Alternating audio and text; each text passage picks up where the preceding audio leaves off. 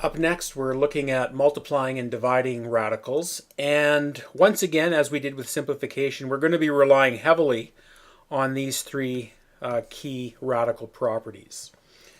So in our first example, we're dividing the square root of 51 by the square root of 3.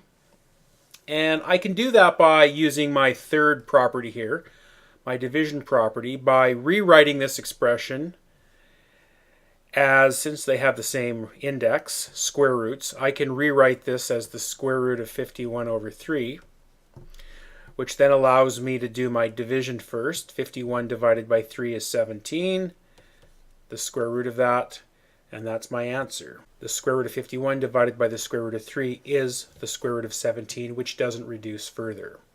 In our second basic example, we have a one-term radical multiplied by a one-term radical. And again, if we just think about what this means, 2 times the square root of 5, I can write 2 times the square root of 5 times 3 times the square root of 6. And so essentially I'm multiplying 4 components together. And the order in which I multiply doesn't matter, so let's multiply things that go together. 2 times 3 is 6. And radical times radical, which is what property number 2 says, or radical times a radical, I can multiply the radicands to get 30. And so I've got my expression reduced to 6 times the square root of 30. And since square root of 30 doesn't reduce, this is my simplified answer.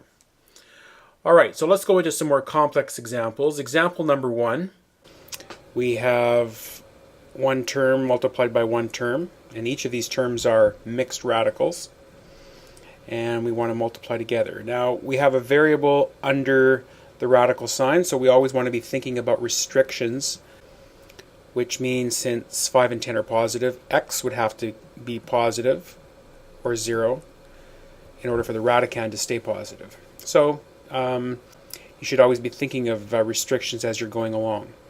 Alright, so we have 3 multiplied by this radical times 7 multiplied by this radical. So we can think of it as sort of 4 sections multiplied together.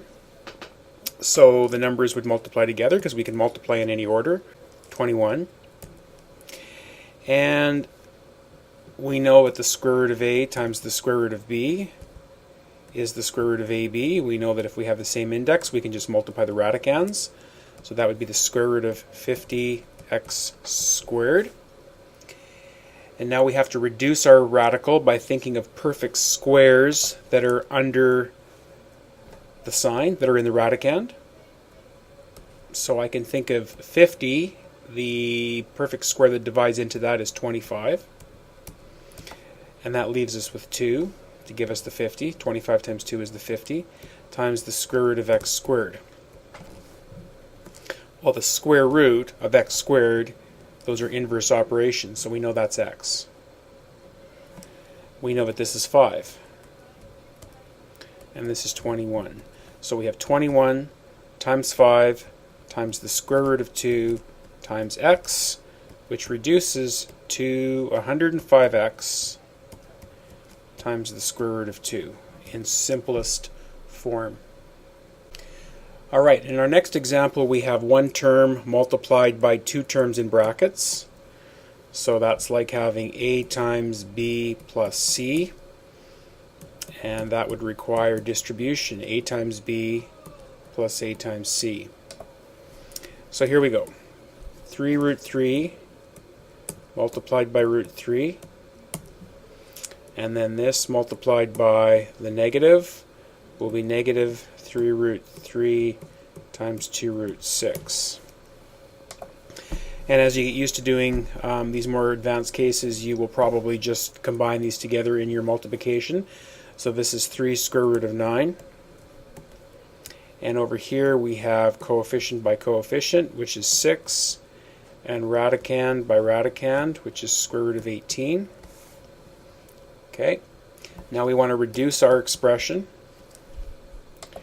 And we'll notice that the square root of 9 is 3, so that's perfect. 3 times 3.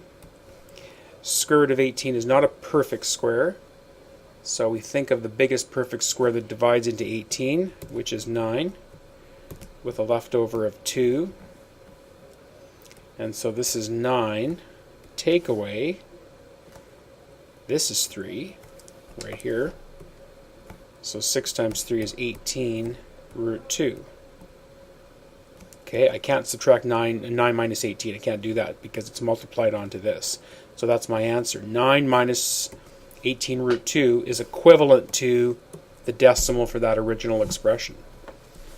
Alright, getting a little bit more sophisticated all the time. Now we have a binomial, such as a plus b, multiplied by another binomial, such as c minus d. And when I multiply two binomials, I can think of FOIL. First outside, inside, last. So that's exactly what I'm going to apply here. First terms multiplied, so it's going to be 2 root 5 times root 5. The outside, positive times negative, will be negative 2 root 5 times root 6. The inside, positive root 6 times positive root 5 is positive root 30. Got to be careful because it's easy to miss something or mix something up. And the two last terms, positive times negative, negative root 6 times root 6, or root 6 squared. Alright, so let's go through and simplify this. 2 times a coefficient of 1 is just 2. So it's 2, and root 5 times root 5 is root 5 squared, or root 25, or just regular 5, however you look at that, minus coefficient of 2 times coefficient of 1 is 2, radicand 5 and 6 is radicand 30, plus a square root of 30, and root 6 squared, root 6 times root 6, root 36, no matter how you look at it, it's 6. Alright, so now let's simplify this last line. 2 times 5, we have 10, minus 6, which is 4. We have two like radicals, both have a radicand of 30. So negative 2 plus 1 is negative 1, don't need to write the 1, root 30. Root 30 doesn't reduce, so we're finished. 4 minus root 30 is equivalent to our original expression. Here's another example involving multiplying two terms by two terms. You'll notice in this example, though, that both terms are the same except for their signs in the middle. And when we have this, we call these two terms conjugates. Terms that have the same values in them but opposite signs in the middle. And when we multiply conjugates, watch what happens. So we're going to use the FOIL process. Root 5 times root 5 is root 5 squared. The outside terms would be minus 2 times root 5. Inside, 2 times root 5 is 2 root 5. And the outside, 2 times negative 2 is negative 4. You'll notice that your inside terms cancel out. Negative 2 root 5 plus 2 root 5, those are like radicals, and they add to 0. And what we're left with is the square root of 5 squared, which is 5, minus 4. You'll notice that our radicals are completely gone, and our answer is 1. So we've multiplied these two irrational numbers together, and in this case, came up with a very nice answer, a rational number. And this idea of conjugates will be really important when we talk about rationalizing denominators in the next video. Finally, let's mention what we do when we multiply or divide radicals that have different indexes, as we have in this situation. In the numerator, we have a square root radical, and in the denominator, we have a fifth root. So we can't use our traditional rules on this.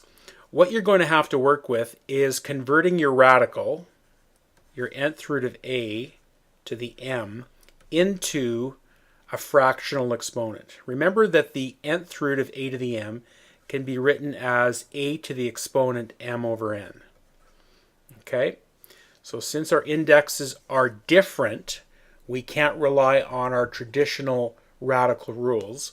So we're going to convert these over to exponents and work with exponents. So in the numerator, my expression would transfer over to x to the 3 over 2, divided by, my denominator would be x to the 2 over 5. And now I've converted over to exponential form. I can use my exponential rules, which says that if I divide powers with the same base, we have a base of x, we subtract the exponents. So that would be x to the 3 over 2 minus 2 over 5. And in order to subtract those exponents, we would have to get a common denominator, which would be 10. So 3 over 2 multiply top and bottom by 5 to turn it into tenths. That would be 15 tenths minus the second fraction multiply top and bottom by 2, 4 tenths. That would be x to the 11 tenths. And then we can put our answer back into radical form, which would be the 10th root of x to the 11th. So when you have radicals with different indexes, convert your radicals to exponents and use your exponent rules to simplify.